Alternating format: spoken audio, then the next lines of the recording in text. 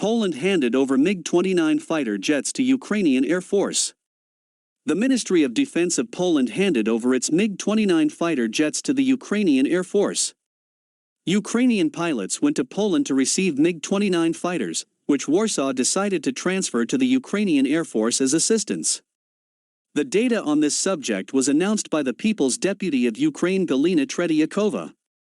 An unnamed number of Ukrainian Air Force pilots assigned to the air base in Ivano-Frankivsk are already in Poland, where they will receive combat aircraft that were previously in service with the Polish Air Force.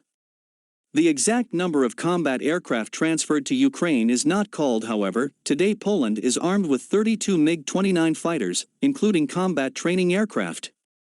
This indicates that we can talk about 24 fighters allocated to the Ukrainian Air Force. Such actions on the part of the Polish authorities are of great concern, since this is an attempt by NATO countries to directly interfere in the special military operation conducted by the Russian side in the Donbass. To date, the armed forces of Ukraine are armed with a relatively small number of combat aircraft. However, most military bases and airfields have been rendered unusable, which raises questions as to whether Ukraine will be able to use Polish fighters at all.